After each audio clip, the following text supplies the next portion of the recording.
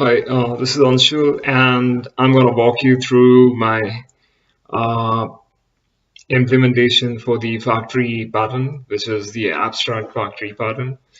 And I've created a couple of slides to give you a background of how the factory pattern actually works. Okay, give me a second.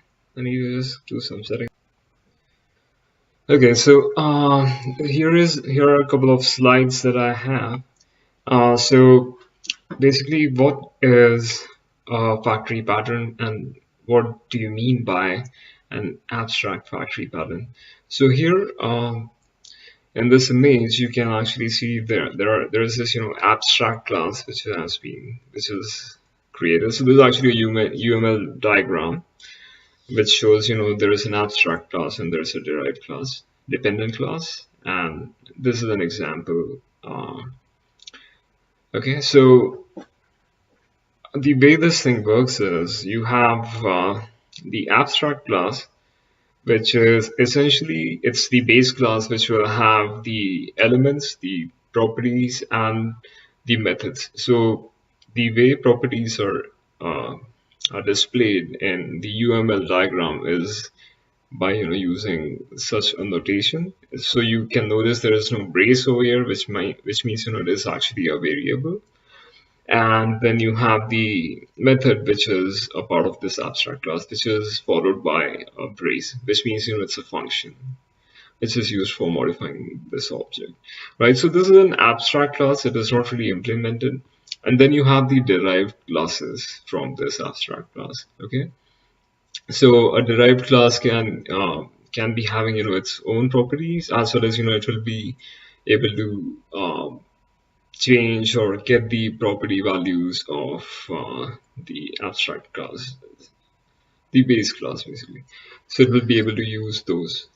And that's what the factory pattern is based on. And then you have methods which can be derived. So for example, method A is something which is derived from the abstract class, and then method B is the derived class can have its own implementation of method B. Okay, and then there are dependent classes. So for example, this derived class actually depends on a dependent class, another class, and it calls this specific method, which is called as DC method, a dependent class method.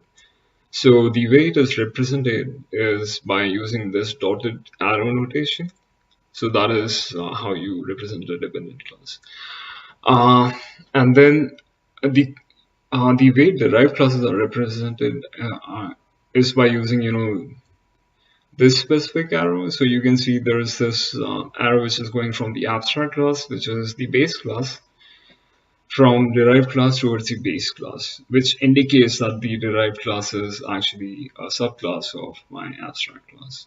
Okay, and then there is this fridge class and food class, which is given as an example. So which means that the fridge class can actually have an element of food class, which can be a single element, or it can have multiple elements of food classes. So which is represented by this diamond notation and this arrow going towards food class. Okay, and food class may or may not have fridge class, but fridge class can have one or more elements of food class in this case. Uh, then here is another slide which shows uh, the factory pattern, and what's displayed in this slide is that you have a product, right? So which is actually let's say it's a basic product, right? So let me go to an example over here. So let's say you want to you can actually you have a coffee machine, and you can make things like espresso, cappuccino, or latte, right? So the machine doesn't know in advance which kind of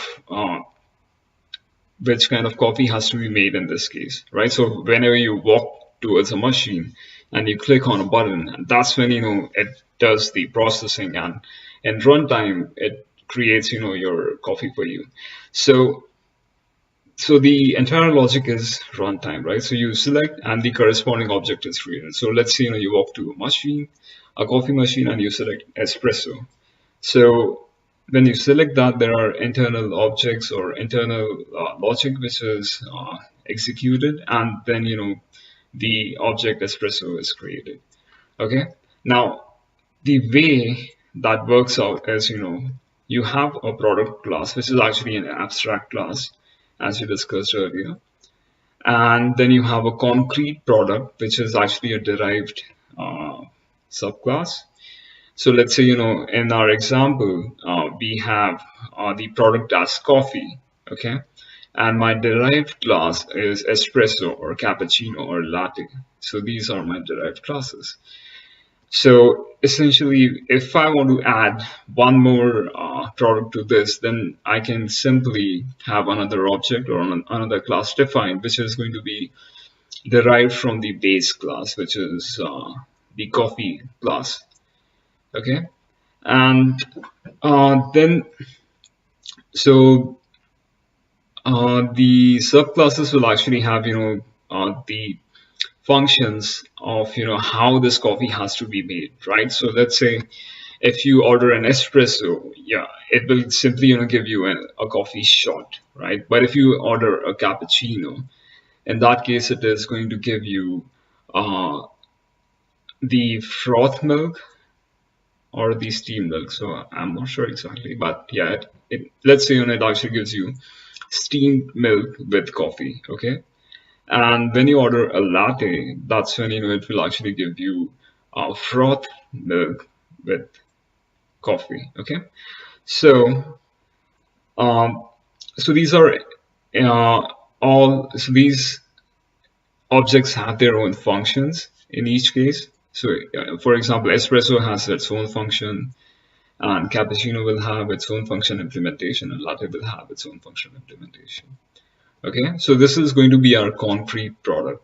Now, as I discussed earlier, so in this case, this is my factory over here, right? So this coffee machine is actually a factory for me.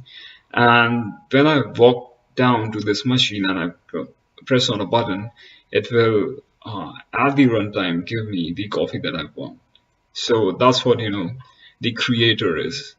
So my creator is it will actually have a factory method and operation, and based on what is selected in creator, it will create the corresponding concrete product. Okay, so the creator is going to be my abstract class in this case, and the concrete creator is actually the factory method which will be called to create my concrete product.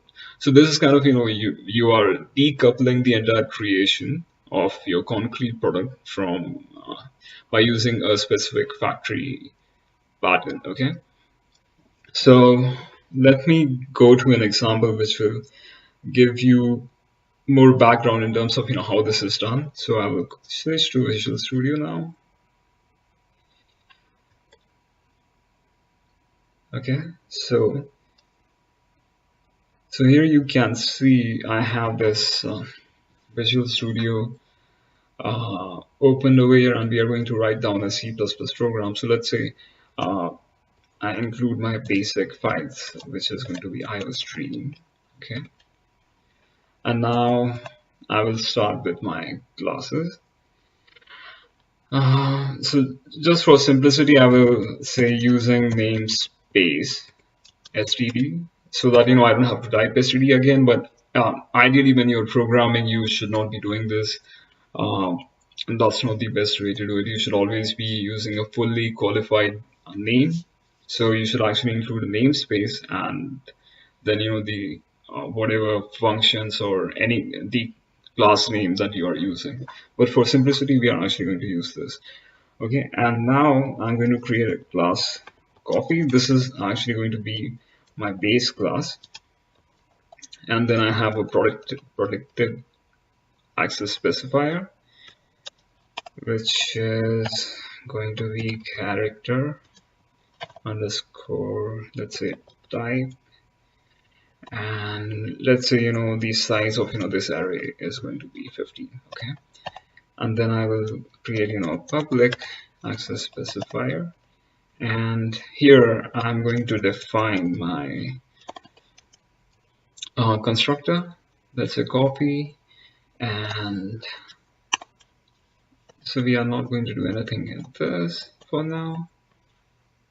Okay, I spelled it incorrectly, CFFE. Now it's correct. And then I have a character star get type. Okay, so this specific function is going to return the type of coffee. Okay, return underscore type. Alright, and now I'll actually create a class which is going to be a derived class in this case. Let's say class espresso, which is derived from my coffee base class, and I have the public access specifier where this is my constructor.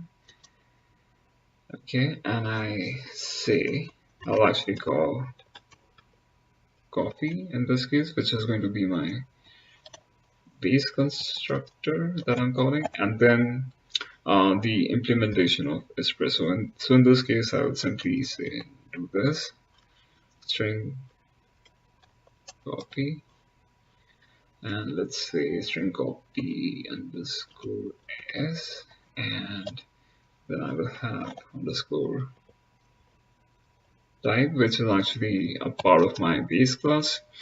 And since it is a protected member variable, I can directly modify it in my derived classes. Okay, and then I will write an espresso, and then add a semicolon over here. Okay, so essentially, whenever my espresso class is created, I'm actually calling this function, which is the constructor, and I'm simply copying the name of the name espresso into my underscore type, which is a part of my base class. And now I will say cout.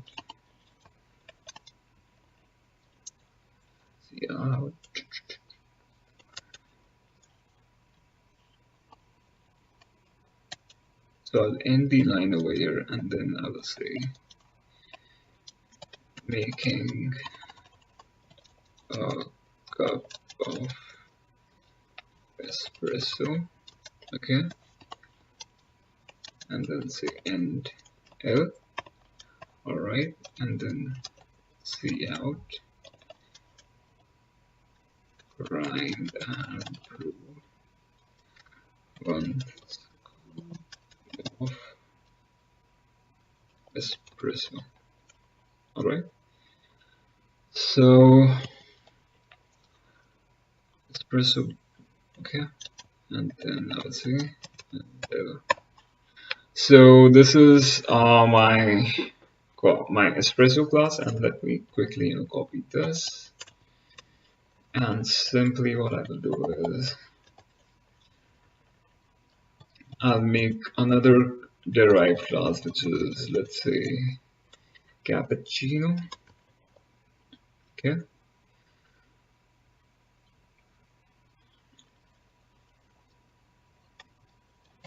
cappuccino, and then I will call the constructor, and in this case I will simply copy the name,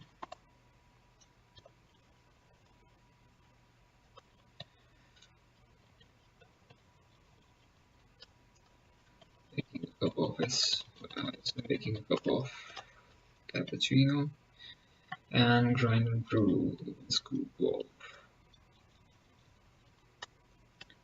cappuccino. Okay,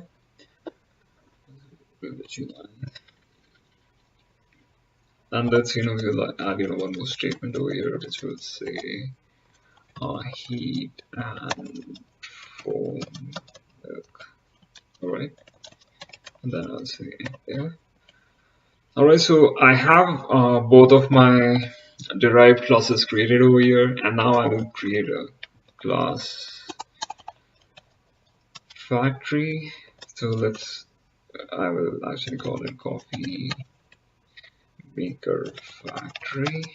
Okay, and here I will declare a private variable which will we call it as uh, coffee. So this is actually going to be my whenever I instantiate this, it is going to return to me the type of coffee, which can be cappuccino or it can be espresso. Okay, let's call this as underscore coffee, and then I will have my public access specifier, and I will say coffee star, and this is going to be my function get coffee. Okay, and this is the implementation. So in get coffee, essentially what we want to do is when the user walks to the machine, right? So he has a choice to make basically. So he can actually select, coffee or cappuccino, and based on his selection, we will create the corresponding coffee for him. So let's say, I will give this prompt to the user, select the type of coffee to make, all right, and and then I will give the corresponding options. So I will say one is for espresso, okay, and I'll say two is for cappuccino. Then I will say enter, okay, and see out selection.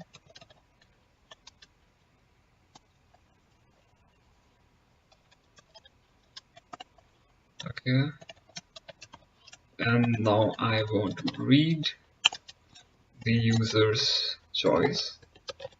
So I'll say cn choice, okay, and now I will have switch case statements over here. So let's say I'll switch to my choice.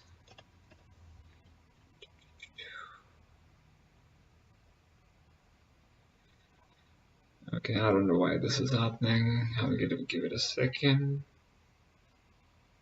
All right, back. So choice, and then I already have my default statement. Let's say for case, let's say when a user selects case 1, in that case what I want to do is return you espresso, all right, and then break. So anyways, since we are returning, we don't have to have a break statement in this case, and then case 2 return. If the user is going to select cappuccino, then I'm going to dynamically allocate the memory for cappuccino, okay, and then return a pointer to it, right? So this is going to dynamically allocate the memory, and if the user enters something which I don't know, then I will return null in that case. Alright, so I can get rid of this break statement over here. So here I have it, and now I will write the integer main function. Alright, so just give me a second, I need to quickly set some things up. Okay, so here what I will do in my main is I will create an object of type coffee. We have to create the coffee object as well. So let's say I will call this as coffee cup. Let's say you put your cup under the coffee machine at this particular point, okay, and I have the coffee maker, which is my factory, and I will actually instantiate and coffee machine. All right, So I will here I'm instantiating the object of type coffee maker factory, which we defined earlier, and then I will say cup is assigned by coffee machine dot get coffee. Okay, so at this point I need to so whenever I instantiate my coffee machine at this point, okay, it's going to create the object, and then I'm calling get coffee, which is this function in my coffee maker factory, which will give the choices to the user at this point. And based on the choice made by the user, the corresponding coffee is going to be made. Okay, and then I would say cout del had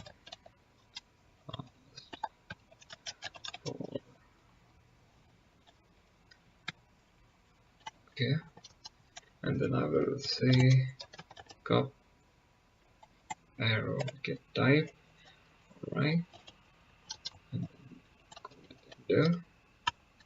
Okay, so what's happening now is that this will return a new espresso or a new cappuccino at this point. Okay, and once I get the espresso or cappuccino, any of these objects based on so in get coffee, once the user actually makes a selection based on this and he enters his choice, then it will return the corresponding object.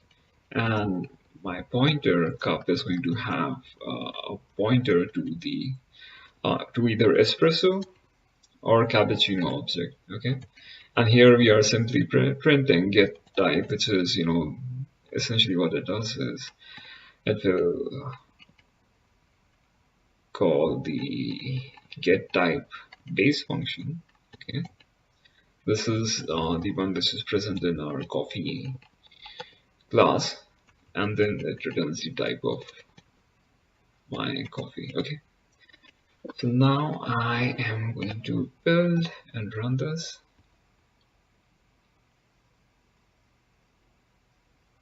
Hopefully we should not have any errors, so that's all good.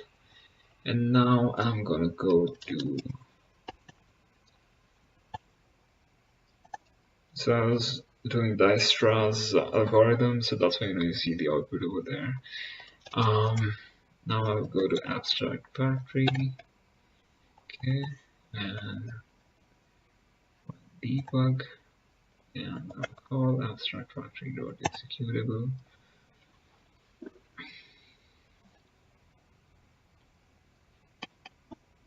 Okay, so let's say I select one. You had asked for an espresso, alright? Let's say I say 2, and now it is going to return cappuccino. Alright, so the way this works is, now if I want to, add a third coffee, for example, Americano or maybe something else, in that case, I don't have to do much changes over here, right? I have to create another class, and then once I create the Americano class, I have to plug it into my factory, and we are good to go. So with minimal number of changes, I'm able to add more options to the same project. Okay, so this is a simple